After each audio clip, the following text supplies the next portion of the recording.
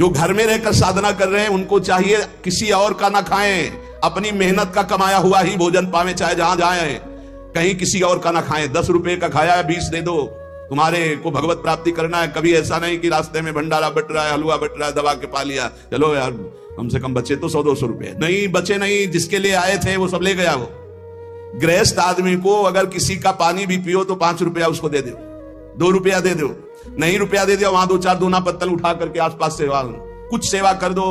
कोई तुम्हारे सुकृत ना लेने पावे भगवत प्राप्ति के मार्ग। अगर विरक्त है तो भिक्षान्नम औषधम, विषयों के सामने उपस्थित होने पर भोगने की इच्छा ना होना। गृहस्थ हो, तुम्हारे धर्म के विरुद्ध भोग का अवसर आ गया, हट जाओ, भाग जाओ, प्राण बचा लो, मत भोगना, नहीं तो भगवत प्राप्ति में बाधा।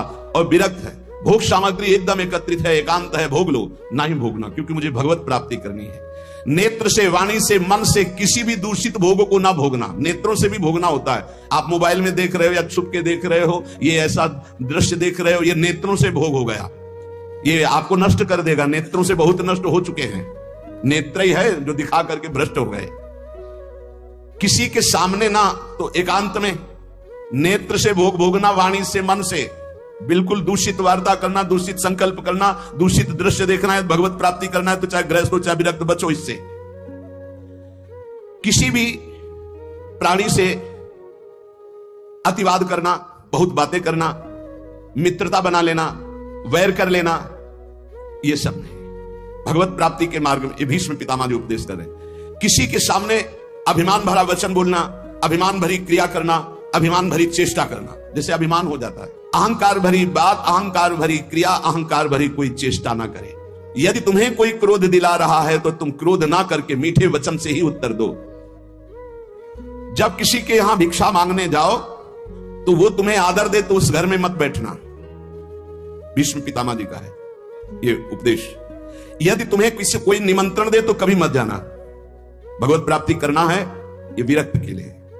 अगर तुम्हें कोई आओ आज महाराज हमारे घर पाइए, कदापि मत पाना। निमंत्रण में कदापि मत पाना, ये भीष्म पितामह जी मना कर रहे हैं। और जब भिक्षा मांगने जाओ तो बहुत घरों से मत मांगो, कुछ नियम रखो, 4 घर 5 घर, मिले तो मिले, नहीं उपवास। अब ये नहीं कि पूरे गांव में टहली आए, नहीं, 5 घर 7 घर ऐसे नियम रखे जाते हैं कि हम सिर्फ 5 घरों में जाएंगे, मिले ना मिले। ये नहीं पूरे गांव में टहली आएगी, जब तक भरपेट के दोनों टाइम के लिए ना मिल जाए तो हम 50 घर मांग लिए। ये भिक्षान नहीं, भिक्षान 5 घर या 7 घर, आवाज लगाई नहीं मिला तो उपवास कर गए। निमंत्रण पाए हुए घर में कभी भिक्षा ना पाने जाए, ये भगवत को है कोई रहस्य। मूर्ख पुरुष जब आप परमार्थ में चलते हैं, आपका उपहास उड़ाएंगे, हो सकता है वो आपका तिरस्कार भी कर दे, मारपीट भी कर दे।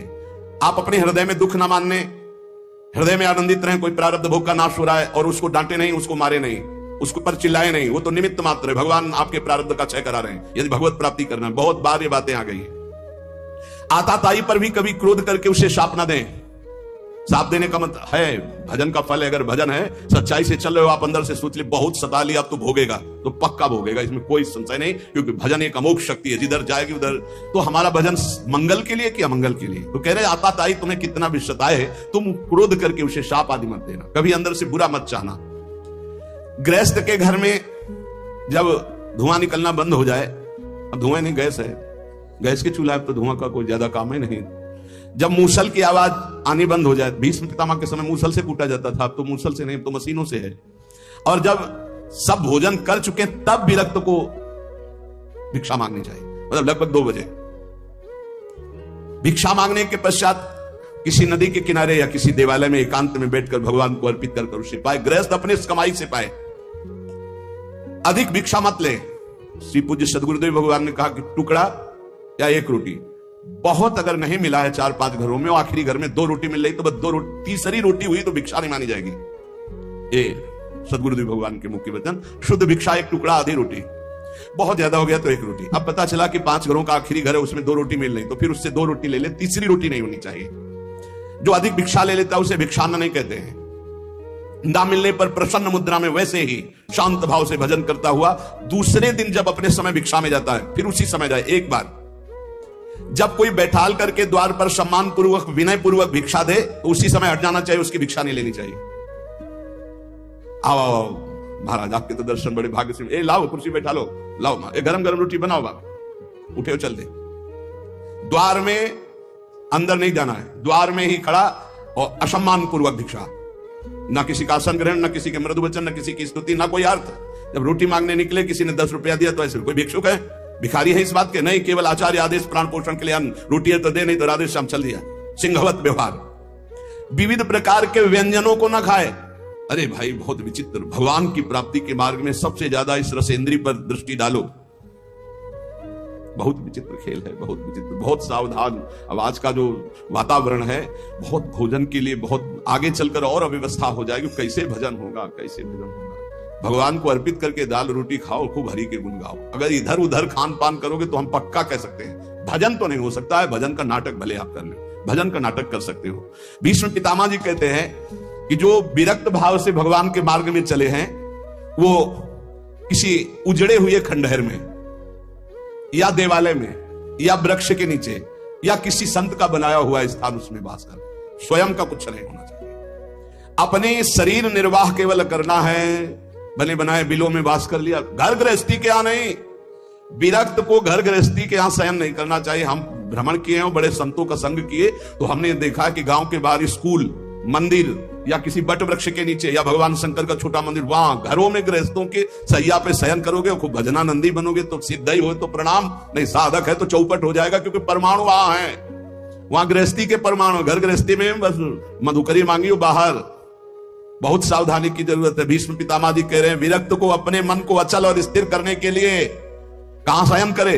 वृक्ष के नीचे, उजड़े हुए खंडहर, देवालय, ऐसे बाहर, या किसी संत का जहां साधु समागम। किसी भी गृहस्थ के घर में विरक्त को शयन का अधिकार नहीं। बाहर बहुत ही ऐसी अव्यवस्था है तो स्कूल होते हैं गांव में, या गांव के किनारे कोई न कोई छोटा मोटा मंदिर होता है, लता वृक्ष होते हैं। अपना आहार करो, एकांत सेवन करो। अपने तो करुणा है, धाम में वास मिला हुआ है श्री जी के। जो किसी गृहस्थ से राग कर लेता है विरक्त होकर के, उसके अंदर पाप कर्म की इच्छा प्रकट होने लगती है। बहुत सावधान। नित्य तृप्त रहो, भगवत चिंतन में छके रहो, संतुष्ट रहो भगवत चिंतन में, मुख प्रसन्न रहे, इंद्रियां शासन में रहे, निर्भय रहो भगवत मार्ग के पथिक। हर समय नाम जप चलना चाहिए। मौन का आश्रय लो नाम जप बढ़ाने के लिए। वैराग्य की भावना को पुष्ट रखो। समस्त जगत के पदार्थ नाशवान है, किसी पर आसक्त मत हो। सब ये उत्पत्तिशील जितने हैं सब विनाश को प्राप्त होंगे, इसलिए सत्य नहीं है, सत्य सच्चिदानंद भगवान है। मन और इंद्रियों को संभालना ही साधना है, यही तपस्या है। अपनी इंद्रियों और मन को संभाल लो। अष्टावात्म गुणाः, जिस साधक में संत में 8 गुण है वही भगवत प्राप्ति कर पाएगा। शास्त्र है, दया सर्वभूतेषु, शांतिरनुसूया, शौचमानयासौ, मंगल कार्पण्य मस्पृहा।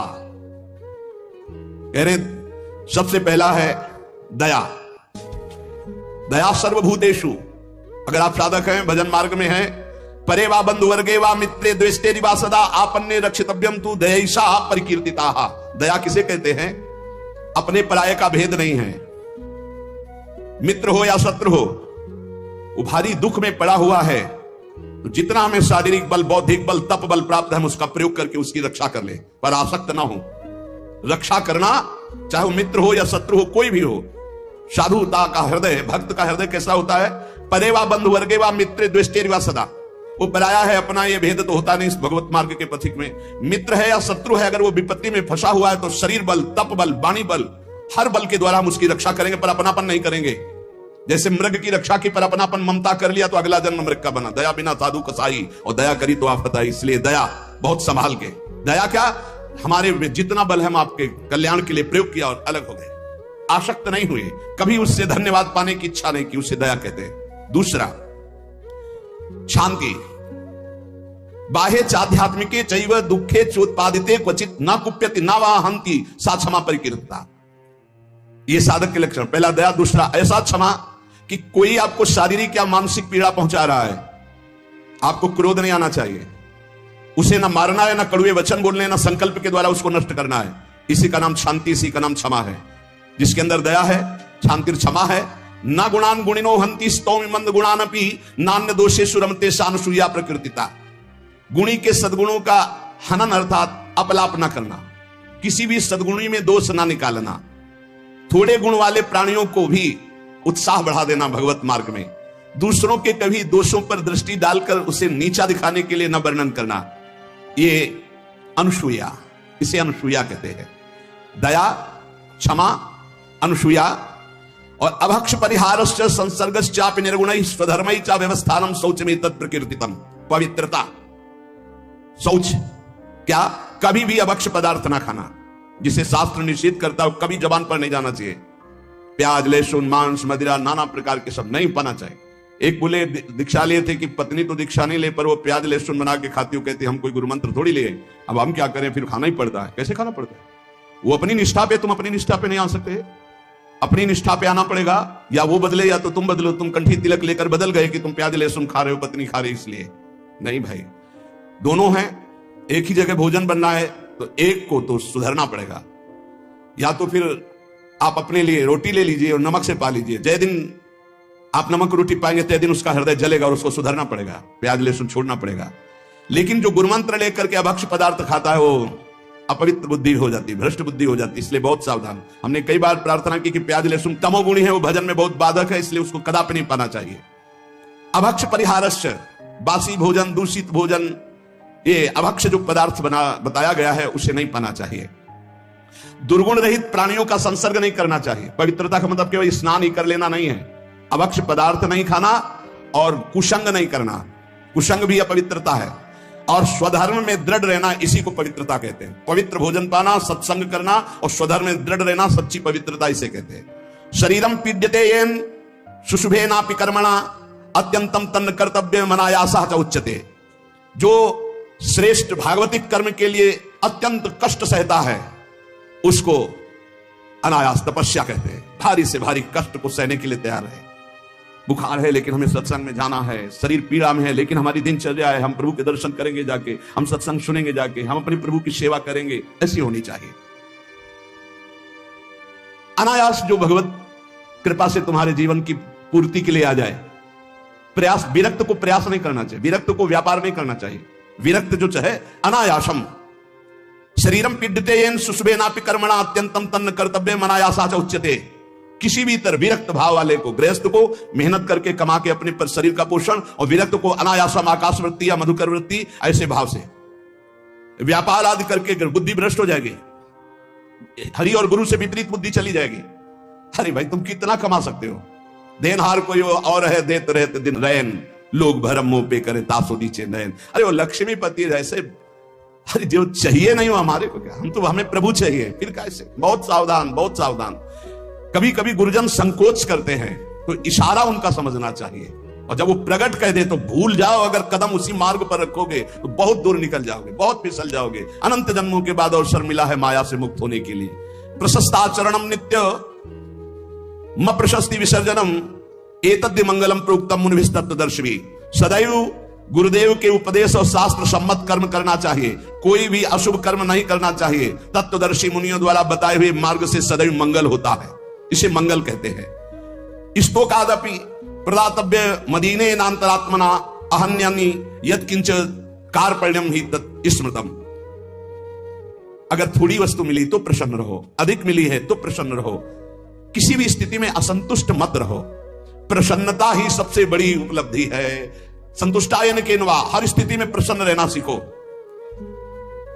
मंगलम और अकार्पण्यम और अस्पृहा यथालाभे न संतोषा कर्तव्यो हृत वस्तुना परस्यात् चिंतयित्वार्थम सा स्पृहा परिकीर्तिता। कभी दूसरे से इच्छा मत करो, कभी दूसरे के वैभव की याचना मत करो। जब प्रभु को आपको देना होगा तो बिना मांगे दे देंगे। संतोष धन धारण करो, अस्पृहा, ये जिसमें होते हैं उसे भगवत प्राप्ति होती है। पहला है दया, दूसरा है क्षमा, फिर तीसरा है अनुसूया, चौथा है शौच पवित्रता, फिर अनायास जीवन की पूर्ति, और मंगल कार्पण्य और स्पृहा रहे। ये दीनता नहीं होनी चाहिए भोगों के लिए, किसी से इच्छा नहीं होनी, और निरंतर भगवत चिंतन। अब कह रहे हैं कि ये 10 बातें भगवत मार्ग के पथिक को त्याग देनी चाहिए। परद्रव्येष्वभिध्यानम, दूसरे के धन का अपहरण करने की वृत्ति, चाहे विरक्त हो चाहे गृहस्थ हो। परद्रव्येष्वभिध्यानम मनसानिष्ट चिंतनम, जो मन से भी दूसरे के धन का चिंतन करने लगता है तो खुद उसका अनिष्ट शुरू हो जाता है। शास्त्र की बात मान लो। जिम हरि शरण न एको बाधा, सुखी मीन जहां नीर अगाधा। तुम भगवान से विमुख होकर जीत पाओगे। पर द्रव्येष्वभिध्यानम, ये मायावी लोग मिल जाते हैं। अगर धन का चिंतन करोगे मिल जाएंगे। बहुत बहुत मारा घूम रहा है रुपया। रुपया के लिए भगवत मार्ग, चाहे गृहस्थ हो चाहे विरक्त, रुपया कोई भगवत प्राप्ति नहीं कराता, केवल भोग देता है। तो भगवान जैसे रखें वैसे धर्म पूर्वक चलो, अन्याय पूर्वक या चिंतन पूर्वक नहीं। चिंतन नहीं धन का, चिंतन हरि का। मनसानिष्ट चिंतनम, चिंतन करोगे तुम्हारा अनिष्ट कर देगा रुपया। ये संसारी पुरुष नहीं समझ, रात दिन उसी का चिंतन करते हैं, तभी डिप्रेशन में पहुंच जाते हैं। नाना प्रकार की कुभावनाएं प्रकट होने लगती है। जिसको इस जन्म में परमानंद की अनुभूति करनी है उसको सावधान। पारुष्य अनृतम चैव पैशून्यम चापि सर्वशा। अगर परलोक की प्राप्ति करनी, परम धाम जाना है, तो आप चुगली करना, निंदा करना, दूसरे की बातें करना छोड़ दो। दूसरे के धन का चिंतन, अपहरण करना छोड़ दो। मिथ्या भाषण, परनिंदा और असंबद्ध प्रलाप ये साधक में नहीं होना चाहिए। असंबद्ध प्रलाप, चुगली, निंदा ये जबान में नहीं होना चाहिए। और कह रहे हैं अदत्तानाम उपादानम हिंसा चैवा विधानता परदारोप सेवा चा शारीरम त्रिविधम स्मृतम। बिना किसी के दिए हुए किसी वस्तु का स्पर्श मत करो। देने पर भी तब देखो कि तुम्हारे योग्य है कि नहीं। और परदार रति, क्योंकि ये गृहस्थ या विरक्त कोई भी भगवत प्राप्ति के लिए चले, उसके लिए किसी भी परदार रति, दूसरे की स्त्री के प्रति तनिक भी लगाव नहीं होना चाहिए काम भाव का। अगर काम भाव का जरा भी लगाव है तो तुम्हारा पतन हो जाएगा।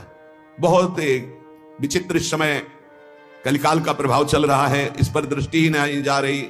ये जो व्यभिचार प्रवृत्ति है इसको एक मनोरंजन मान लिया गया है, इसको एक खिलवाड़ मान लिया, इसे एक सीमा में रखा गया है। एक सीमा में रखा, पाणी ग्रहण संस्कार कर स्वीकार करके फिर धर्म पूर्वक चलो, वैराग्य हो जाएगा। अधर्म पूर्वक चलोगे आसक्त हो जाओगे। परदार रति ये नरक प्राप्ति का हेतु है। इसलिए उपासक जो भगवत प्राप्ति करना चाहता है अशुभ कर्मों से बचे, परदार रति से बचे।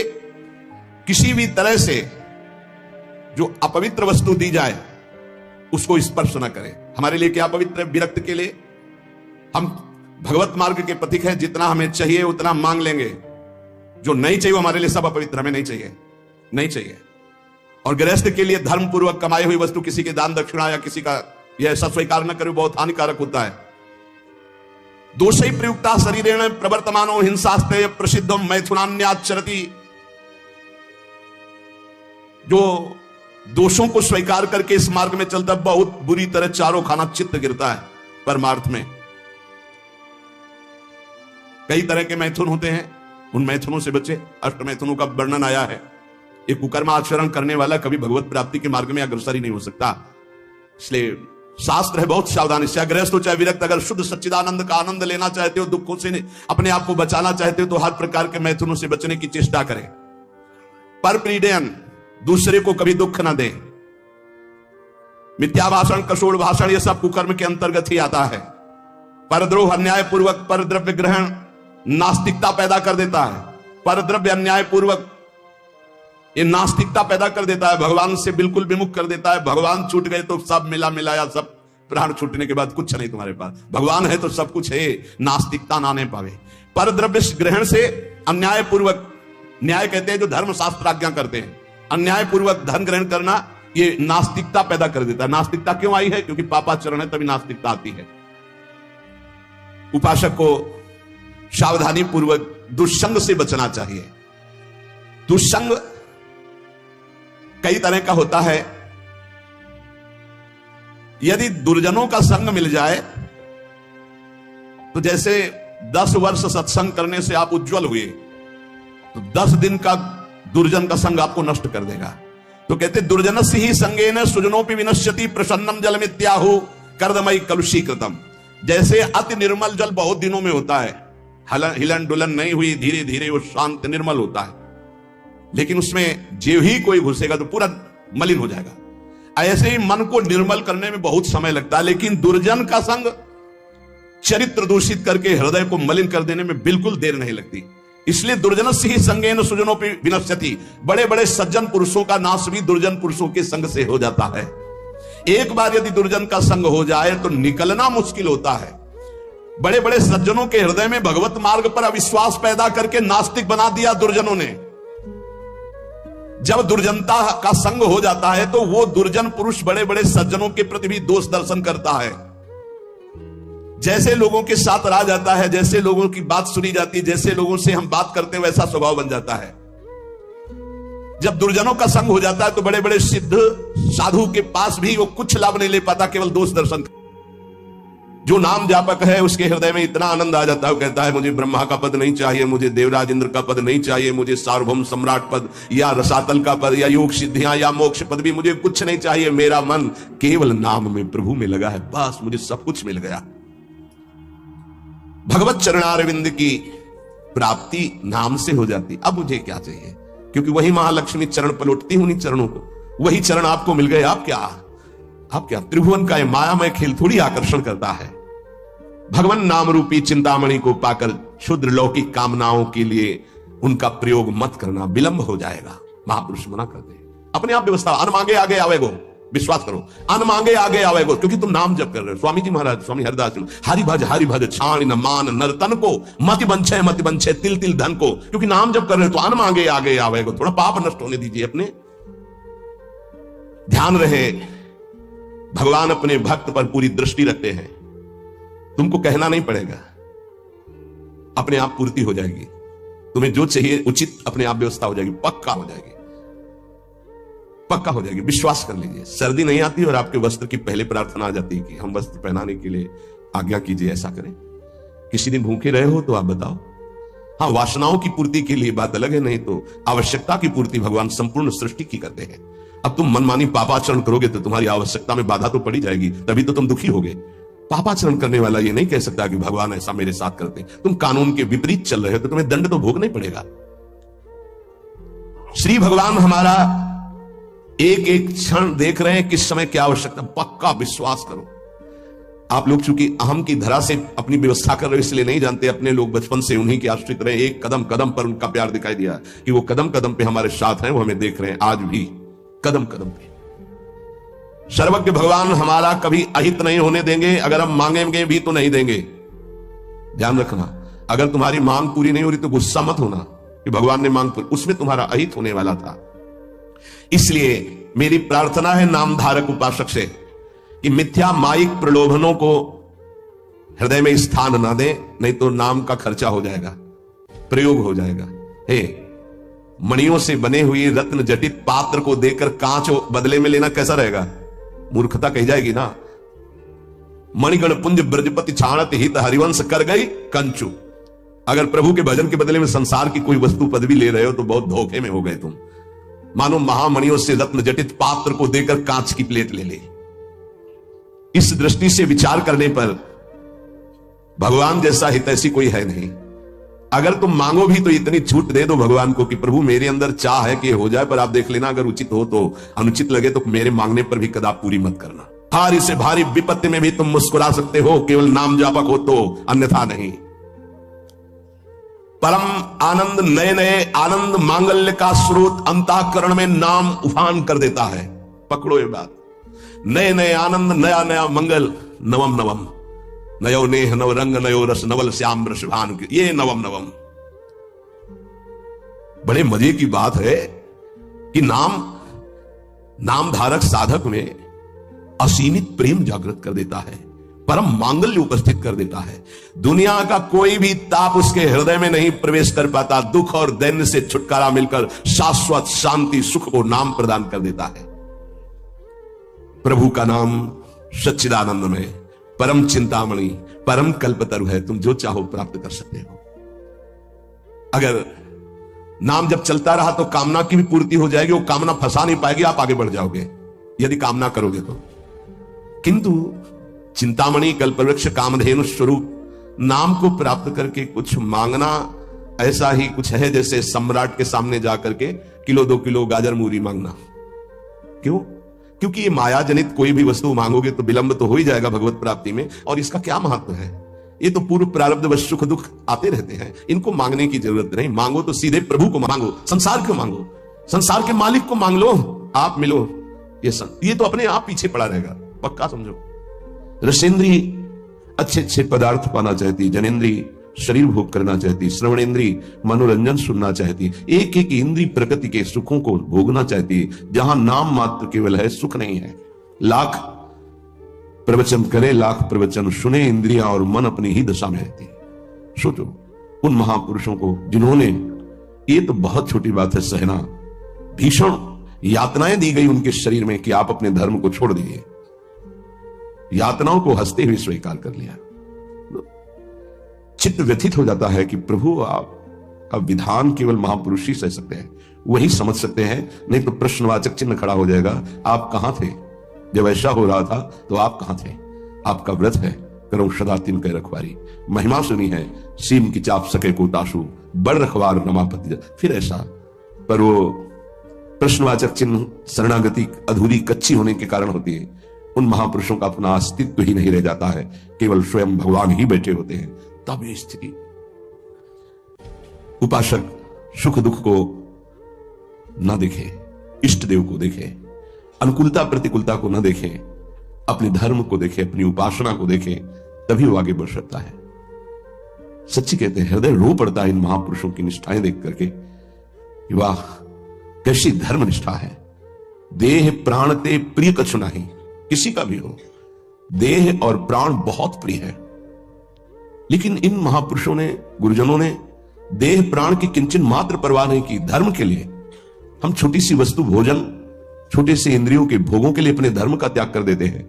महापुरुषों ने अपने प्राणों का त्याग कर दिया, लेकिन धर्म नहीं त्यागा। ये जब तक निष्ठा नहीं आती, तब तक हम अपने आराध्य देव के प्रताप, महिमा और उनके प्यार को नहीं समझ सकते। अनुकूलता को, सुख को, सम्मान को तो कोई भी कृपा मान के स्वीकार ही करेगा, लेकिन प्रतिकूलता को, अपमान को, दंड को, तिरस्कार को जो कृपा मान करके सहता है, उसे महाभागवत कहते हैं, उसे महापुरुष कहते हैं, उसे भक्त कहते हैं। क्योंकि ऐसे महापुरुषों के हृदय में स्वयं सच्चिदानंद भगवान विराजमान रहते हैं। श्रीपाद प्रबोधानंद जी महाराज कह रहे हैं, हा काम क्रोध लोभाद्यति बल बहल, ब्याल संकीर्ण में तत् संसारण्य में तद्दस दिशि, विशर दुख दावा नलौघम, किं कुर्मः कुत्र यामो, हरि हरि शरणं स्वस्य पश्यामि नान्यत्, श्री वृंदारण्य धन्य स्तुत निज कृपया, रक्षमां त्वामुपेतम।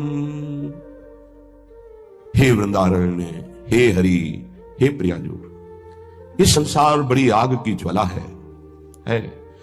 आपको इसलिए नहीं दिखाई दे रहा, आपका चश्मा ठीक नहीं है, नेत्र ठीक नहीं है। नाम जप कीजिए, निरंतर नाम जप कीजिए, फिर देखिए कैसा लगता है आपको ये संसार। एक अजीब स्थिति आती है, एक अलौकिक स्थिति आ जाती है, कुछ अच्छा नहीं लगता। मिलना, बात करना, कोई भोग भोगना, कोई ऐश्वर्य, कोई पदवी, कुछ नहीं। एक ऐसी आग जलती है सच्चिदानंद की, ये सब झूठा आकर्षण क्षण में नष्ट हो जाता है। अभी हमारी मलिन दृष्टि है तो हमको संसार प्यारा लगता है, असत प्यारा लगता है। संसार में तक 10 दिशों, 10 दिशाओं में इस संसार में कहीं सुख नहीं है। दुखालयम अशाश्वतम, भगवान कह रहे हैं, महापुरुष कह रहे हैं, हमें सुख दिखाई दे रहा है। हमारी बुद्धि पतित हो चुकी है, मलिन हो चुकी है। ये दावानल संसार, जंगल में जो आग लगती है उसे दावानल कहते हैं। ये भड़क रही है, मैं भी उसकी लपेटों में आ रहा हूं। श्रीपाद कह रहे हैं, क्या कर सकता हूं? असमर्थ हूं। ये हृदय की बात है। हा वृंदारण्य, काम क्रोध लोभाद्यति बल बहल व्याल संकीर्ण में तत्। ये काम क्रोध लोभ आदि अनेक बलवान सर्प हैं जो अपनी कुंडली में फंसा करके डस लेते हैं और उनका विष चढ़ जाता है। कुछ तो ऐसे हैं लील ही जाते हैं, अजगर आदि। तो लील जाने का मतलब पूरा जीवन निकल गया काम चेष्टा करते हुए, समझ ही नहीं पाए। पूरा जीवन निकल गया लोभ धन की प्राप्ति के लिए, समझ ही नहीं पाए। कल एक प्रश्नकर्ता कह रहे थे कि संसार में सुखी वही जिसके पास बहुत धन है, समृद्धशाली ही सुखी है। नहीं नहीं, सुखी वही है जिसने भगवान नाम का निरंतर स्मरण प्रारंभ कर दिया। वो सुखी, वो बेचारा।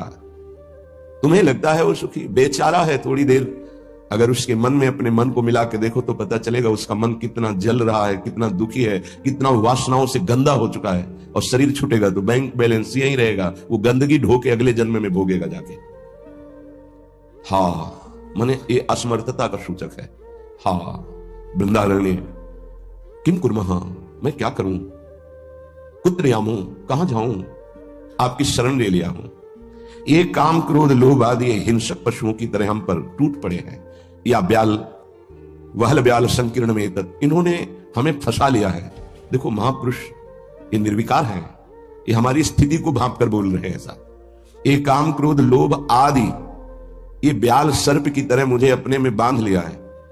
जब सर्प बांधता है तो प्रतिपल वो अपने पाश से कसता जाता है, उसकी हड्डियां चूर चूर होती जाती है, फिर वो उसे निगल जाता है। ऐसे ही काम क्रोध लोभ मोह मद मत्सर ये ब्याल की भांति हमको फंसा चुके हैं, हम असमर्थ हो चुके हैं और हमको डस लिया है, इसलिए जहर चढ़ गया है। मेरे को कोई झुका नहीं सकता, मैं धनी हूं, ऐसे न जाने कितने जहर की तरंगें उठ रही। कहां जाऊं, क्या करूं, हे हरि हे वृंदावन धाम, आपके सिवा मुझे कोई शरण में स्वीकार नहीं कर सकता। पक्का कोई स्वीकार नहीं, सब स्वार्थ के वशीभूत हैं, सब असमर्थ हैं। कौन मेरी रक्षा कर सकता है? क्योंकि अगर किसी को पुकारूं कि मेरी काम से रक्षा कर दो तो खुद काम से पीड़ित है। किसी को कहो कि मुझे क्रोध और मद से हटा दो, बचा लो, तो इस संसार में कोई नहीं बचा सकता। दो ही हैं बचाने वाले, हरि या हरि के प्रेमी जन, दूसरा कोई नहीं। तुम तुम्हार सेवक असुरारी, स्वार्थ रहित जग जुग उपकारी। जुग माने दो, स्वार्थ रहित अगर कोई उपकार कर सकता है, मुझे बचा सकता है, तो भगवत प्रेमी महात्मा या स्वयं श्री भगवान। इसलिए हा हरि यामो हरि हरि शरणम स्वस्य पश्यामि नान्यत्। मैं देख रहा हूं कि मुझे कोई स्वीकार नहीं कर सकता। अच्छे सद्गुण और स्वार्थ की पूर्ति होती हो तो सब हाथ मिला लेंगे, लेकिन जब दुर्गुण अपने ऊपर शासन कर रहा हो और किसी की स्वार्थ की पूर्ति हमसे ना हो तो हमसे कोई बात नहीं करेगा, कोई नहीं बात करेगा। किसी से हम बात करना चाहें तो वो घृणा और त्याज्य भाव से देखेगा, गंदा आदमी, क्या है इसके पास। लेकिन ऐसे को भी अगर कोई गले लगाता है तो दो, एक भगवत प्रेमी महात्मा और एक भगवान, दूसरा कोई नहीं। भगवत प्रेमी महात्मा और भगवान कहने को दो हैं, वो एक ही है। या तो हित तो कीजे कमल नयन सो, जा हित आगे सब हित लागे फीको, कह हित कीजे साधु संगति दो, जो कलमश जाए सब जी को। दो की ही बात स्वामी हरिदास जी महाराज ने भी की है। या तो कमल नयन बांके बिहारी से अपनापन कर लो, हित कर लो, प्रीति कर लो, वो स्वीकार कर लेंगे, आप कैसे भी हो वो गले लगा लेंगे। और या साधु संगति शो, वो भगवान और भगवान के जनों में अभेद है, तस्मित् जने भेदा भावात्, वो वही हो जाता है उनके चिंतन के प्रभाव से। तो जैसा स्वामी का स्वभाव वैसा सेवक का स्वभाव, जैसा स्वामी का प्रभाव वैसा सेवक का प्रभाव हो जाता है। हरि और हरि प्रेमी संत जन, ये दो ही हैं जो शरण में स्वीकार करके महापापी को भी परम पद में आरूढ़ कर देते हैं। इसलिए हे वृंदावन धाम, आपसे प्रार्थना करता हूं, आप मुझे स्वीकार कर लीजिए और भगवत प्रेमी महात्माओं का संग दीजिए। धन्य है वो, प्रशंसनीय है जिन्होंने आपकी कृपा प्राप्त कर ली है। वृंदावन की कृपा रसिक संग सुखकारी, पक्का समझना। सीधाम वृंदावन श्री लाडली जी की कृपा से आना होता है और धाम की कृपा से भगवत प्रेमी महात्मा का संग मिलता है। ये धाम के शरणागत जितने प्रेमी जन हैं, धाम कृपा न करे तो पास से निकल जाएंगे, आप जान भी नहीं पाओगे। जब धाम कृपा करता है तो प्रकाशित कर देता है, जिसका कल्याण करवाना होता है उसके सामने उसका वैभव, उसका प्रभाव, जिससे उसकी श्रद्धा और विश्वास दृढ़ होकर उनके चरणों में समर्पित हो जाए। जब किसी महापुरुष का आश्रय दृढ़ हो जाता है तो फिर एक काम क्रोध लोभ मोह मद मत्सर थर्राने लगते हैं, इनकी सामर्थ्य नहीं होती। ये भगवत शरणागत पर तो परीक्षार्थ प्रभाव दिखा सकते हैं, लेकिन भगवत प्रेमी महात्मा की शरणागति जिसने स्वीकार की, वहां परीक्षा भी नहीं, क्योंकि उनकी दृष्टि रहती है। हम तभी परास्त होते हैं जब उनकी अवहेलना कर देते हैं। महापुरुषों की अवहेलना ही काम क्रोध लोभ आदि को आक्रमण करने का अवसर देती है। यदि हम महापुरुषों के अधीन वृत्ति रखें तो काम क्रोध आदि की वृत्ति का प्रवेश भी नहीं हो सकता। बड़ी सामर्थ्य है भगवत प्रेमी महात्माओं के सानिध्य में, सच्ची बात मानना, क्योंकि अनंत महिमा युक्त प्रभु का नाम, प्रभु के चरणारविंद का आश्रय दृढ़ होता ही उन्हीं से है। भजन न होई संग बिनु भजन बिना नहीं प्रेम। ये जो प्रेम मूल यह नाम है, प्रेमी रसिक जपत यह नाम, प्रेम मगन निज बन विश्राम श्री हरिवंश जहां रहे। ये प्रेम का मूल नाम मिलता ही प्रेमी महाभागवतों से है और उसका प्रभाव प्रेमी बना ही देता है, निर्विकार बना ही देता है। भला मृत्यु दंड जैसा सामने भय उपस्थित हो और फिर कोई नाम कीर्तन कर रहा हो। कैसे आश्चर्य की बात है कि शरीर को बड़ी पीड़ा पहुंचानी, बहुत प्रकार से प्रताड़ित करना, नाना प्रकार की दुख एक साथ उपस्थित हो जाए और वो गीत गा रहा हो, बड़ा मुश्किल। ये निष्ठा का प्रभाव होता है। नाम जिसके हृदय में गुरुदेव प्रदत्त नाम प्रकाश कर दिया। कल से शाम टाइम से बहुत हृदय व्यथित हुआ जब महापुरुषों के चरित्रों को अवगाहन हुआ। बार बार केवल रोना ही आ रहा था कि आप जैसी निष्ठाएं अगर किनका मिल जाए तो जीवन धन्य हो जाए। कल गुरुदेव तेग बहादुर सिंह जी महाराज का पावन चरित्र एकदम भाव में आया, पढ़ रहे थे। कश्मीर के पंडितों को जब औरंगजेब ने हुक्म किया कि सब इस्लाम धर्म को स्वीकार करो नहीं तो कत्लेआम कर देंगे, और किया उसने बहुत कत्लेआम, समय दिया उसने। भागे वो लोग। उस समय महामहिम गुरु गादी पर तेग बहादुर सिंह विराजमान थे। उनकी चरण शरण में आए और कहा आप ही हमारे रक्षक हो, आप ही हमारी रक्षा कर सकते हो। उन्होंने कहा जाओ और बादशाह से कह दो। पूरा चरित्र तो बड़ा है कि अगर तेग बहादुर सिंह को इस्लाम स्वीकार करवा दो तो हम बिना किसी शर्त के सब कश्मीरी पंडित आपकी आज्ञा का पालन करेंगे। एक को परास्त कर दो तो हम सब परास्त ही हम स्वीकार कर लेंगे। फौरन उसने बहुत ही अन्य धर्मों की तरफ उसका नकारात्मक भाव था। उसने आदेश किया बंदी बना के तुरंत तेग बहादुर सिंह को दिल्ली में उपस्थित किया जाए। सैनिक गए। बल विक्रम गुरु गादी में प्रथम से चला रहा है। उनके पार्षद और उनकी सेना तेग बहादुर सिंह की स्पर्श नहीं करोगे। गुरु तेग बहादुर सिंह के सामने शर्त रखी कि बादशाह के सामने तुम चलते हो या तुम्हें बंदी बना के ले चले। उन्होंने कहा तुम चलो, हम सत्य पर चलने वाले हैं, हम स्वयं चल के आ जाएंगे, तुम्हें बंदी बनाने की जरूरत नहीं। बहुत ही नाम कीर्तन होते हुए, भगवत भक्ति का प्रचार करते हुए, खूब झूमते हुए पहुंचे। बादशाह ने तत्काल उनको काबू में किया। देखा कि वो तो अपने वैभव के साथ बंदी बना लिया और कहा हमारे धर्म को स्वीकार करो। तो उनका दुनिया में यदि एक ही धर्म चलाना होता तो भगवान ने अन्य धर्मों की स्थापना क्यों की? इसका मतलब है अपनी अपनी जगह अपने धर्म का पालन करना परम कर्तव्य है। तो तुम अपने धर्म में मुझे कैसे बदल सकते हो? तुम्हारी सामर्थ्य नहीं है। बड़ी कष्ट परिस्थिति प्रकट की उसने, बहुत ही क्रूर। तुम्हें सुख घसीटेगा, कदम नहीं बढ़ा देना संसारिक सुख की तरफ। दुख तुम्हें भयावह लगेगा, कदम उसी की तरफ बढ़ाना। यह है भगवत प्राप्ति के मार्ग का पहले साधक का कदम। पकड़ो। सुख घसीटेगा, सुविधाएं घसीटेंगी, सुख सुविधा की तरफ कदम नहीं बढ़ाना। दुख घसीटेगा, भयावह दिखाई देगा, चलो दुख की तरफ चलो। और जिसने दुख की तरफ कदम बढ़ा दिया भगवत मार्ग में, वो महासुख को प्राप्त हुआ। दूसरा उसको क्या संत संग मिलता है, विशुद्ध संत संग। उससे शुभेच्छा जागृत होती, अशुभ कर्मों का त्याग और भगवत प्राप्ति की प्रबल इच्छा। ऐसे पुरुष को प्रापंचिक रिश्ते नातेदारों से बैठकर बात करना है सब कुछ अच्छा नहीं लगता। पहला पड़ाव भोगों की सुविधा मिलेगी उसकी तरफ से ना बोलना है। दुख है परमार्थ में, ये दिखाई दे रहा है आपको, लेकिन दुख नहीं, महासुख है। जैसे संसार में सुख है ये दिखाई दे रहा है, लेकिन भगवान कह रहे दुखालय है, इधर सुख नहीं है। परमार्थ में दुख दिखाई दे रहा है, लेकिन इधर महासुख है, इधर कदम बढ़ाओ परमार्थ की तरफ। दूसरा, जे ही कदम बढ़ाओगे तो सच्चे संतों का संग मिल जाएगा। पहचान, शुभेच्छा जागृत हो जाएगी, पापाचरणों का त्याग और भगवत मिलन की शुभ कर्मों की अंदर प्रबल इच्छा जागृत होगी। तीसरा, उसे बद्ध पुरुषों का संग अच्छा नहीं लगेगा। ये रिश्तेदार नातेदार सांसारिक भोगों में फंसे हुए लोग, ये अच्छा नहीं लगेगा। भले वो संसार के बीच में रह रहा है, लेकिन उसको इनसे प्रपंच की बातें करना, संसार के लोगों की रिश्ते नाते की बातें करना, ये अच्छा नहीं लगता। आंतरिक जब मन का आकर्षण भोगों की तरफ होता है, उस भोगों से मन को जलाते हुए परमार्थ की तरफ चलना है। क्या जाने संसारी पुरुष, इनको तो जब जो इच्छा हुई सो भोग लिया, ये क्या जाने चढ़ाई को, ये तो खिसकते हुए गए नरक की तरफ। और वो जब साधक संभल कर चलता है तब इनको लगता है नहीं नहीं, परमार्थ में इतनी ऊंचाई पर नहीं, भ्रष्ट करने के लिए वो उपदेश देते हैं। तो बद्ध पुरुषों का संग ऐसे साधकों को अच्छा नहीं लगता। उसको अच्छा लगता है भगवत प्रेमी महात्माओं का संग, भगवत मार्ग की चर्चा करने वाले, कैसे हम माया पर विजय प्राप्त करें, कैसे भगवान से अनुराग प्राप्त करें। सजाती संतों का संग अच्छा लगने लगता है और उसमें संतों के प्रति जो भाव आया उससे सद्गुणों की वृत्ति बढ़ने लगती है। सद्गुण जो भगवान को प्रसन्न करे, सद्गुण जो भगवान की प्रीति प्रदान करे। प्रपंच से पूरा मन हट जाता है उस साधक का।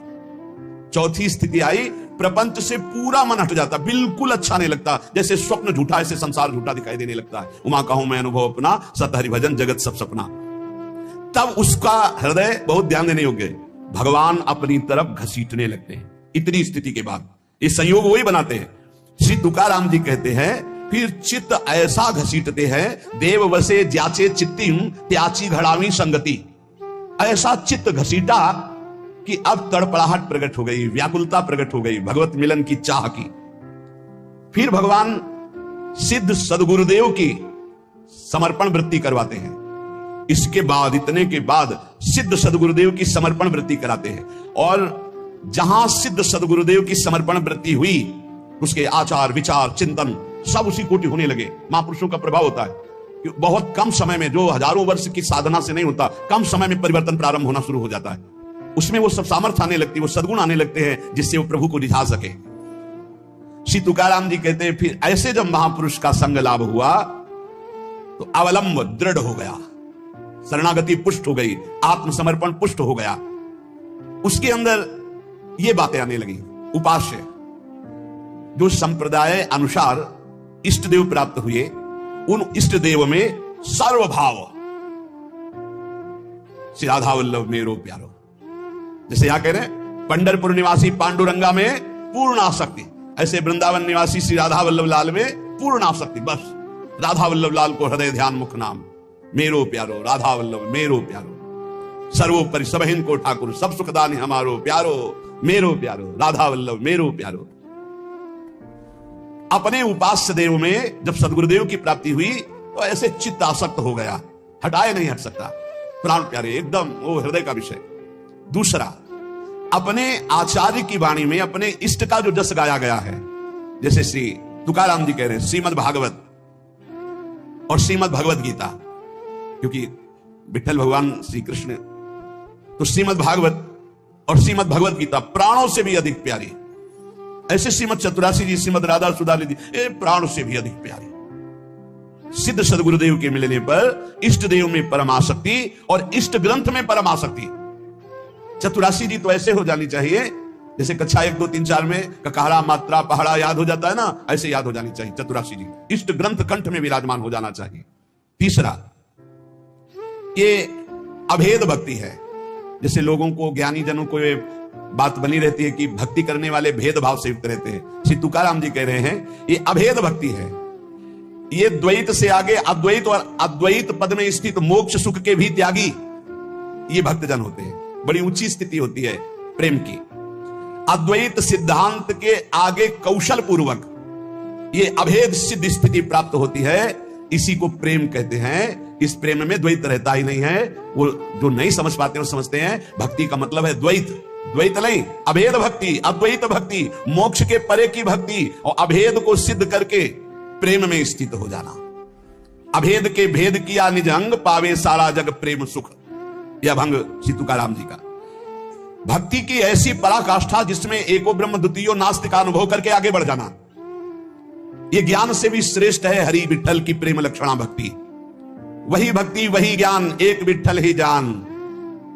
द्वैत भाव से नहीं, ये द्वैताद्वैत, द्वैत से अद्वैत और अद्वैत से फिर प्रेम की स्थिति।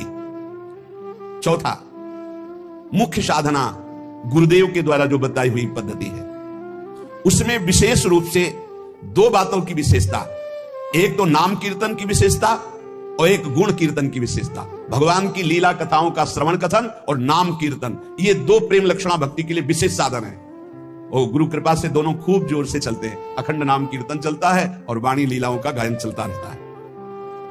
पांचवा, वही जपना जो गुरुदेव ने दिया है, अपने मन की नहीं। मन कभी कभी ये साधक के हृदय में विडंबना पैदा कर देता है कि गुरु जी ने कहा है सो तो ठीक है, लेकिन हमारा मन तो पहले से लगा है, हम यही जपेंगे। ऐसा नहीं, यहां आदेश कर रहे तुकाराम जी 5वें सूत्र में कि मुख्य मंत्र है जो गुरुदेव ने दिया है।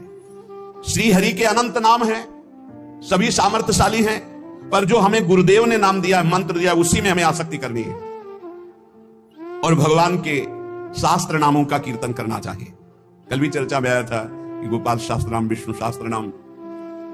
छठवां, अपने मार्ग के कुछ महापुरुषों का चरित्र और नाम, भक्त चरित्र और नाम अपने महापुरुषों का, जिस मार्ग में आप चल रहे हैं उनके चरित्रों को पढ़ने से बल मिलता है, और उनके कैसी निष्ठा प्रिया प्रीतम के प्रति समर्पित रहे, कितना त्याग भावना रही। आश्चर्य होता है कि क्या ऐसा भी हो सकता है, इतनी स्थिति कैसे आ सकती। जब महापुरुषों के रसिक अनन्यों के चरित्र पढ़ते तब हमें पता चलता है।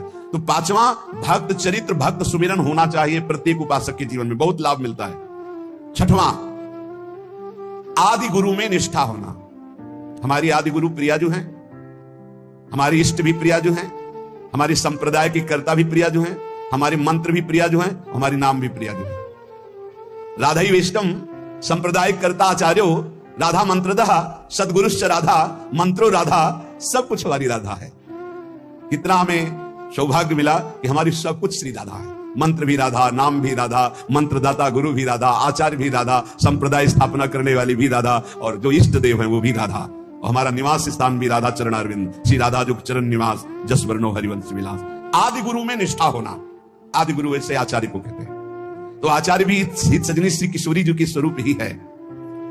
और आठवां, मुख्य मुख्य जो हमारे उपासना मार्ग में बड़े जन हुए हैं उनका स्मरण करना, जैसे श्री तुकाराम जी, ज्ञानदेव, सोपानदेव, मुक्ताबाई, एकनाथ, नामदेव, तुकाराम जी जो कह रहे हैं कि ऐसे महापुरुष हैं, हम उनकी बार बार स्मृति करें तो हमको अपने आचार्य, अपने गुरुदेव, अपने इष्ट देव के प्रति बड़ी प्रियता प्राप्त होती है। ये भक्तों का सुमिरन करना बहुत बड़ा, इसमें भक्ति में पुलाई नहीं रह जाती। भक्तन की नामावली जो करी है चितलाए, ताके भक्ति बढ़े घनी और हर हो सहाय। घनीभूत भक्ति भक्तों की कृपा से प्राप्त होती है, इसलिए अपने मुख्य महंतों का सुमिरन करना चाहिए।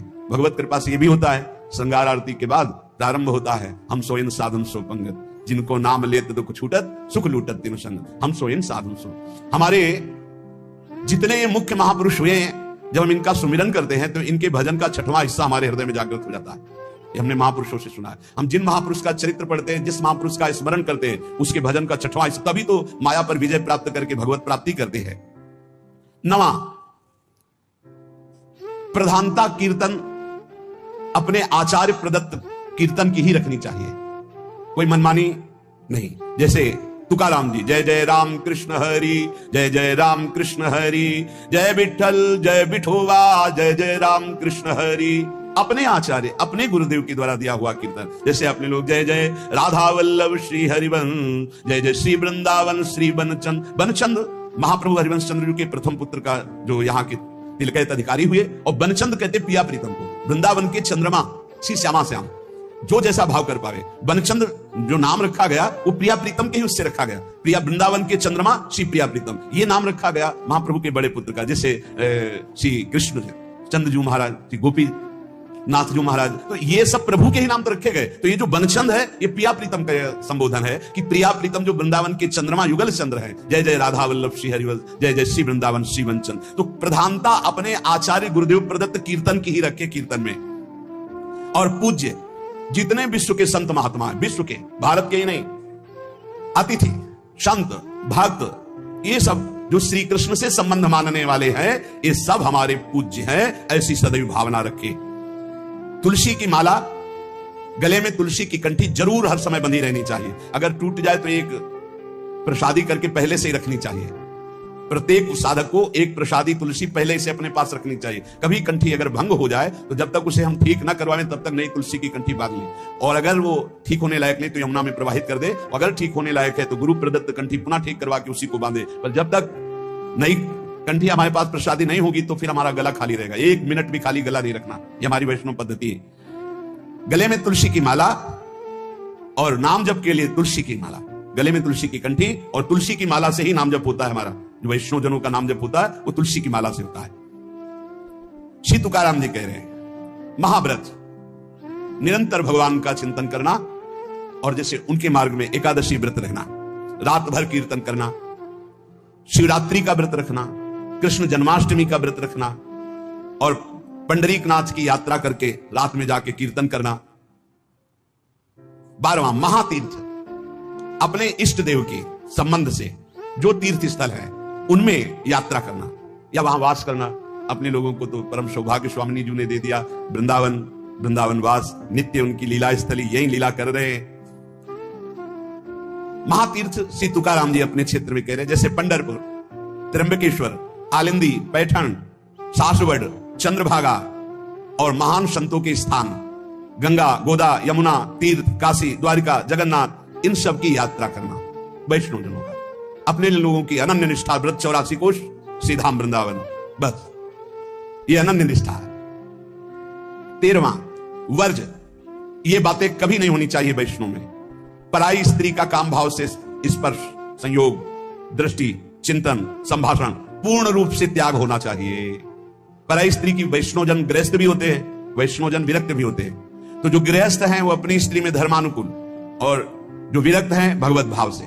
पहला वर्ज, पर स्त्री के प्रति दोष दर्शन, पर स्त्री के प्रति भोग वृत्ति की भावना बिल्कुल त्याग दे, नहीं भगवत मार्ग में आगे नहीं बढ़ पाएगा। दूसरा, छल कपट आदि करके दूसरे का धन अपहरण करने की बात रखना कभी नहीं होना चाहिए। दिखावा करके, दंभ करके, पाखंड करके किसी भी तरह से दूसरे से धन अठने की इच्छा रखना, फिर आप वैष्णव पद्धति में फिसल जाएंगे, आगे नहीं बढ़ पाएंगे।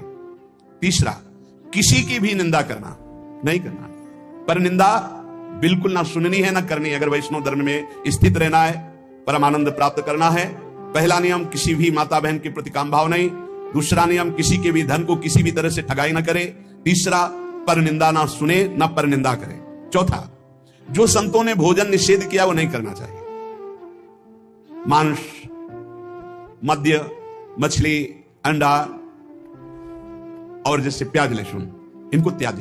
प्याज लहसुन तमोगुणी है, तमोगुणी होने के कारण इसका त्याग किया गया है। वो अंदर से भजन की वृत्ति छीण करता है, तुम जान नहीं पाओगे, इसीलिए संतों ने अनुभव करके इसका त्याग किया। प्याज लहसुन निषेध है केवल तमोगुण के कारण, वो तमोगुण की वृत्ति बढ़ाता है। तमोगुण जो है निद्रा, आलस्य, प्रमादोत्थम, तत्तामस मुदाहृतम, भजन में निषेध है, इसलिए निषेध किया गया है। और मद्य, मांस, मछली, अंडा ये तो बिल्कुल निषेध किया गया। वैष्णव होकर अगर इनकी तरफ या भक्त होकर जरा भी ऐसी दृष्टि रखता है तो पाखंडी है, वो भक्त नहीं है जो ऐसे जीवों को कष्ट देकर अपना उदर पोषण करना चाहे। पांचवा वर्ज में, मन से, वाणी से, शरीर से किसी की हिंसा न करे।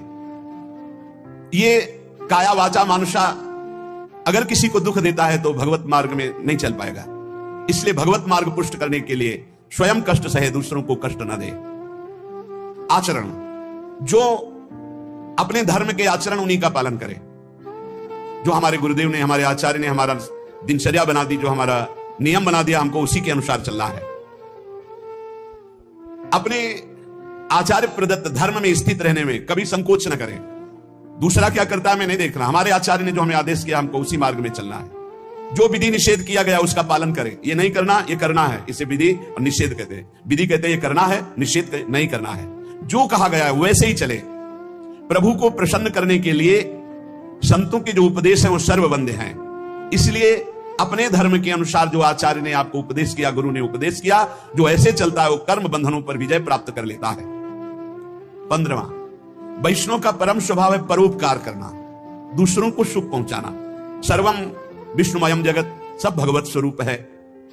वैष्णव का धर्म है समस्त भूतों में भगवत भाव करके व्यवहार करना। कई बार चर्चा की कि किसी से व्यवहार करना तो पहली दृष्टि पड़ने पर उसमें राधा वल्लभ लाल देखो, मेरे प्रभु राधा वल्लभ लाल विराजमान हैं। अगर भगवत भाव नहीं किया तो पुण्य क्रिया भले हो जाए, वो भगवान की प्राप्ति कराने वाली क्रिया नहीं। इसलिए अच्युत भावना विहीन कर्म का ज्यादा महत्व नहीं। भगवत भावना युक्त किसी से भी कुछ भी। परोपकार ये बहुत बड़ा धर्म है।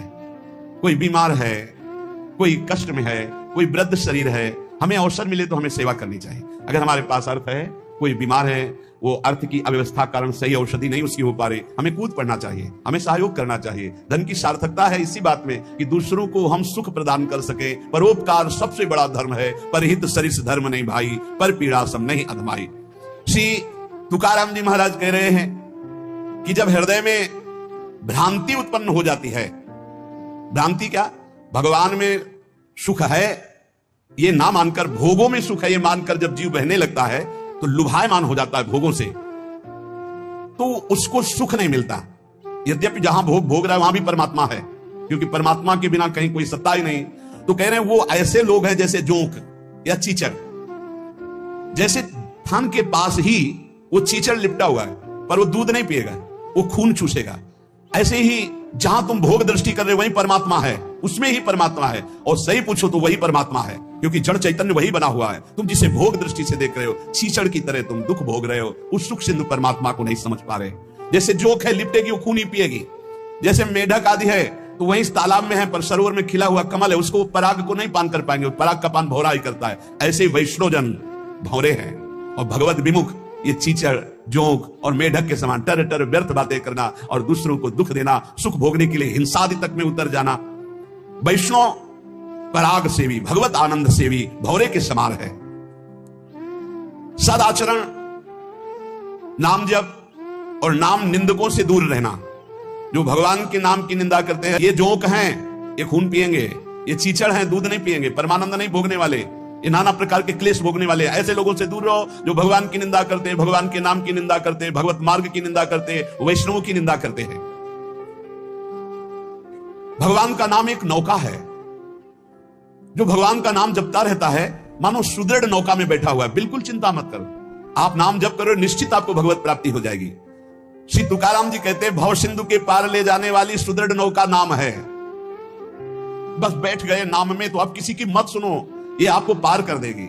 और तो और की बात रही, गोस्वामी जी कह रहे, नाम लेत भव सिंधु सुखाही, करो विचार सुजन मन माही। नाम लेते भव सिंधु सूख जाएगा, है ही नहीं जहां पार होना हो। खूब नाम जप। ये देखो बड़े बड़े महापुरुषों की बातें हम इसलिए खोज खोज कर आपको सुनाते हैं, आपका दृढ़ विश्वास हो जाए। नाम एक सुदृढ़ नौका है, जो खूब नाम जप करता है उस सुदृढ़ नौका में बैठा हुआ भव समुद्र पार हो रहा है। बिल्कुल किसी की बात मत सुनो। बड़े बड़े सिद्ध महापुरुषों के जीवन चरित्रों को पढ़ के देख लो, केवल भगवान नाम से ही सिद्ध हुए हैं। जितने भी उच्च कोटि के महापुरुष हुए, तुकाराम जी सदैव भगवान के धाम को गए। जितने भी महापुरुष हुए, आप उनके चरित्रों को पढ़ के देखो, आपको नाम मिलेगा। नाम जीवन में, नाम जितना उतने ही वो महापुरुष हुए। बीज पेड़ से ही प्रकट होता है, पर पेड़ बीज से ही प्रकट होता है। बताओ भाई, बीज फूटता है तब पेड़ प्रकट होता है, और पेड़ से ही बीज प्रकट होता है। तो पहले क्या हुआ? बड़ा विचित्र है। ऐसे ही नाम से नामी प्रकट होता है, और नामी से ही नाम प्रकट होता है। निर्णय करना कौन बड़ा है, को बड़ छोट कहता अपराधु। तुकाराम जी कहते हैं, पेड़ के पेट में बीज है, तभी तो फल रूप में आकर फिर बीज बनता है, और बीज के पेट में पेड़ समाया हुआ है। ऐसे ही भगवान में नाम विराजमान है, तभी परिचय होता है, और नाम में भगवान विराजमान है, तभी दर्शन होता है। नाम को पकड़ लो। निर्णय करना बड़ा मुश्किल है कि पहले पेड़ कि पहले बीज, क्योंकि बीज के बिना पेड़ नहीं और पेड़ के बिना बीज नहीं। कैसे निर्णय कर पाओगे? बोले पेड़ बड़ा, तो बोले बीज के बिना पेड़ कहां से आ गया? तो बोले बीज बड़ा, तो बोले पेड़ के बिना बीज कहां से आ गया? बीज के बिना पेड़ नहीं, पेड़ के बिना बीज नहीं, तो पहले कौन हुआ? पेड़ हुआ कि बीज हुआ? निर्णय करना मुश्किल है। सर्वलोक महेश्वर भगवान का नाम बीज है और भगवान पेड़ है। ऊर्ध्वमूल मधा शाखाम अश्वत्थम प्राहुरभ्यम, गीता जी में कह रहे, उसी पेड़ का बीज है नाम, और उसी नाम के पेट में पूरे के पूरे भगवान के ज्ञान, वैराग्य, भक्ति, रूप, लीला सब समाया हुआ है। बीज है भगवान का नाम। श्री तुकाराम जी कह रहे हैं, पंडित हो या बालक हो, मूर्ख हो या विद्वान हो, जो नाम को पकड़ लेता है वो सब ज्ञान प्राप्त कर लेता है। सब ज्ञान, बात पकड़ लीजिए। पहले मास्टर जैसे बालक को हाथ पकड़ करके लिखवाता है काखा गागा, फिर एक दिन वो पूरा का पूरा शब्द पढ़ लेता है। ऐसे प्रारंभ में गुरुदेव साधन बताते हैं, बहुत ही कड़वा लगता है, लेकिन जब वो तो सब ज्ञान उसके अंदर जागृत हो जाता है, सब वैराग्य, भक्ति सब अंदर जागृत हो जाता है। क्या जुगनू कभी सूर्य की तेज की समानता कर सकती है? अन्य जितने साधन है सब जुगनू वो भी चमकते हैं, और सूर्य है नाम की समानता कोई अन्य साधन नहीं कर सकता। इसलिए सूर्य स्वरूप भगवान के नाम का निरंतर गाय, अन्य साधनों की तरफ दृष्टि मत दो। अखिल जगत महासुख से पूर्ण नजर आएगा जिस समय निरंतर नाम चलेगा। लीला मात्र भगवान का ये माया क्षेत्र है, एक लीला मात्र। ऐसे तर जाओगे तुम्हें समझ भी नहीं पड़ेगा, सुखपूर्वक संसार से तर जाओगे। इस मायाजाल से समाप्त होने के लिए तुकाराम जी कह रहे हैं, केवल मुख से तुम नाम उच्चारण करो, भवबंधन अपने आप छिन्न भिन्न हो जाएगा। केवल नाम उच्चारण करो। ये बड़े बड़े महापुरुषों के वचन हैं। भाव सिंधु से पार हो जाओगे बिना प्रयास के, सुखपूर्वक यदि नाम जप करोगे। नाम जप की रुचि और बढ़े, इसीलिए ठाकुर सेवा का सौभाग्य मिला है। जैसे जैसे हृदय पवित्र होगा अपने आप नाम जप स्फुरित होने लगता है। तो जब ठाकुर सेवा का तुम्हें अवसर मिले तो जरूर दौड़ भागो, क्योंकि वो नाम जप में प्रीति बढ़ाएगा। ठाकुर सेवा, श्री जी की सेवा तुम्हारे भजन की वृद्धि कर देगी। इस पे कभी ऐसा मत सोचो कि एकांत में बैठकर अगर मैं नाम जप करता तो ठीक था, ये हमको तो सेवा में लगना। सेवा से नाम जप की प्रीति और बढ़ती है। अगर देवालय में सेवा मिले या अपनी कुटिया में ठाकुर सेवा विराजमान करके मिले, देखो भाट की तरह उनकी स्तुति करो और तुच्छ नीच भाव रखकर अपने को उनकी सेवा में लगा दो, तो तुम्हारे हृदय में नाम सतत चलने लगेगा। जैसे सूतमागध बंदी जन राजा का गुण गाते हैं, ऐसे दैन्य होकर के प्रभु के गुण गाओ। देखो ना बड़े बड़े महापुरुषों के, सूरदास जी के अश्रु चल रहे, पद गा रहे, ठाकुर जी बैठे सुन रहे। ये भगवत मार्ग है, प्रेमियों का मार्ग है। इसमें अलग दैन्य भाव होकर पद गायन कर रहे हैं और एकदम अपने को नीच समझ करके प्रभु की सेवा में लगे। बड़ी कृपा है जो हमसे सेवा करवा रहे हैं, नहीं तो पापाचरण भी तो शरीर से हो सकते हैं। दो बातें यदि हो रही तो तुकाराम जी कह रहे हैं कि नाम जब बहुत शीघ्रता से निरंतर चलने लगेगा। यदि श्री जी की सेवा और श्री जी के गुणों का गायन, लीला गायन दैन्य होकर, जैसे राजा के सामने कुछ चंद धन के लिए सूतमागध बंदी जन उनका जस गाते, ऐसे हम प्रेम के लिए अपने आराध्य देव का जस गाते हैं। श्री तुकाराम जी कह रहे हैं कि बड़े बड़े देवता भी इच्छा करते हैं कि मृत्यु लोक में मानव देह में हमारा जन्म हो जाए, तो हम ऐसा भजन करेंगे कि भगवान को प्राप्त कर लेंगे, स्वर्ग से भी ऊंची स्थिति प्राप्त कर लेंगे। और तुम मृत्यु लोक के भोगों में फंसकर भगवान को छोड़ रहे हो। तुकाराम जी कह रहे हैं स्वर्ग के देवता इच्छा करते कि कभी भगवान हम पर कृपा करें, हमें मृत्यु लोक में मानव देह दे दे जिससे मैं भजन करके भगवान को प्राप्त करूं, और तुम मृत्यु लोक के भोगों में भगवान के भजन को छोड़ रहे हो। स्वर्ग के देवता स्वर्ग और स्वर्ग के भोग छोड़कर मृत्यु लोक में मानव देह में आकर भजन करके भगवान को प्राप्त करना चाहते हैं। आपको सहज में अवसर मिला मानव देह, अब मृत्यु लोक के भोगों में फंस करके नाम जप मत छोड़ो। इंद्रियां ये कलह करती ही रहेंगी यदि भगवत प्राप्ति नहीं हुई थी। मुझे ये भोग भोगना है, नेत्रेंद्री कहेगी मुझे देखना है, श्रवणेंद्री कहेगी मुझे सूंघना है, जनेंद्री कहेगी मुझे भूंगना। ये सब इंद्रियां, घ्राणेंद्री सूंघने की तरफ, श्रवणेंद्री सुनने की तरफ, भोग इंद्रियां भोगने की। कितनी कलह है। ये कलह तब तक बनी रहेगी जब तक भगवत प्राप्ति नहीं होगी। कल एक प्रश्न कर रहे थे कि मैं बैंक में ऑफिसर हूं, मेरी कामना थी कि मैं एक बड़ा पदाधिकारी बनूं, तो बन गया, लेकिन मुझे शांति क्यों नहीं मिली? मैं अधिकारी हूं, मेरे पास सब भोग सामग्री जो मैंने कामना की थी सब, फिर भी मन अशांत क्यों रहता है? एक ही कारण है, मन को विश्राम भगवान के चरणों से ही मिलेगा। तब लग कुशल न जीव को, सपने हो मन विश्राम, जब लग भजत न राम को, शोक धाम तज काम। कह रहे हैं यहां तुकाराम जी, इंद्रियां परस्पर कलह करती रहेगी जब तक भगवत साक्षात्कार नहीं होगा। जब इंद्रियों में अशांति, मन में अशांति, तो तुम्हें शांति का कैसे अनुभव हो जाएगा?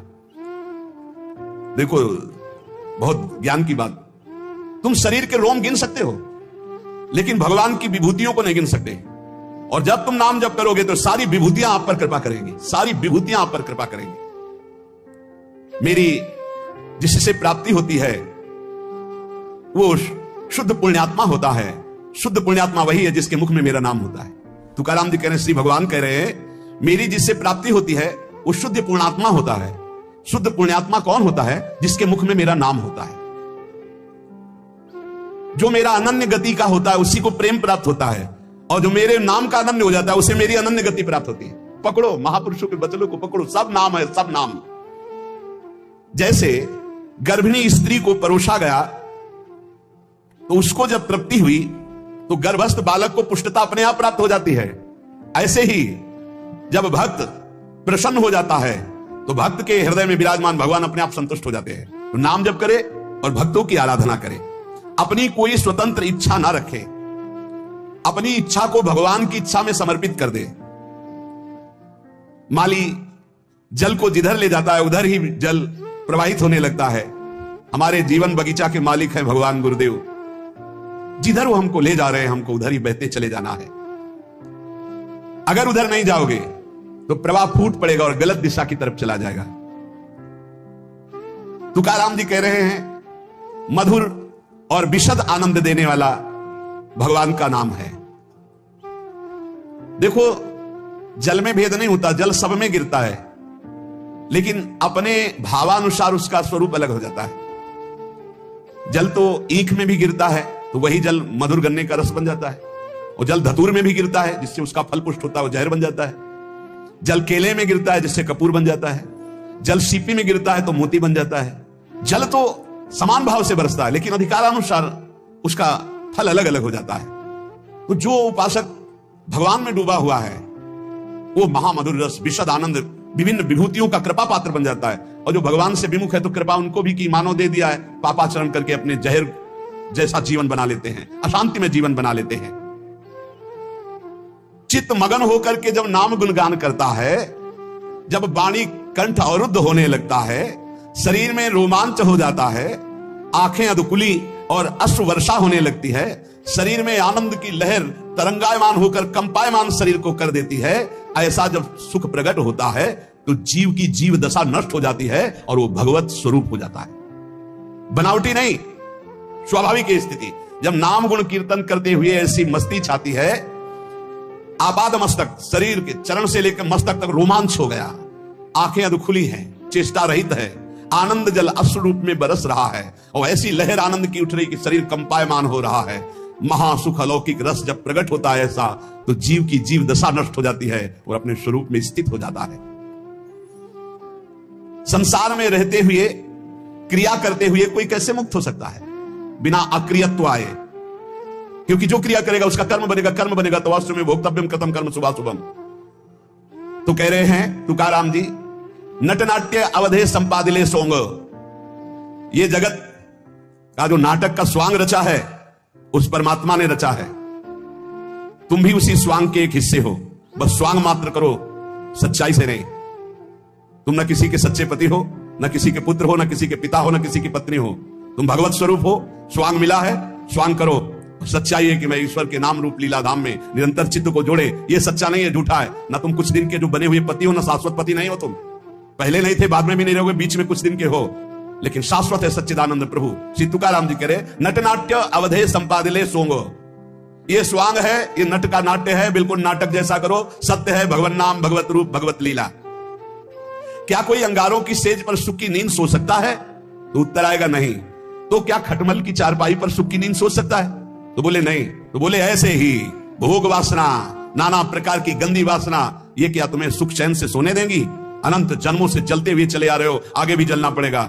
नहीं, आगे बढ़ो, संसार के मार्ग में नहीं, भगवत मार्ग में, तभी सुख से विश्राम कर। वो स्वामी तुलसीदास जी करे, जाकी कृपा लवलेस ते मतिमंद तुलसीदास हूं, पायो परम विश्राम, राम समान प्रभु नाही कहूं। पायो परम विश्राम, आप चैन की नींद, काहू के बल भजन को काहू के आचार, व्यास भरोसे कुंवर के सोवत पाव पसार, चैन की नींद।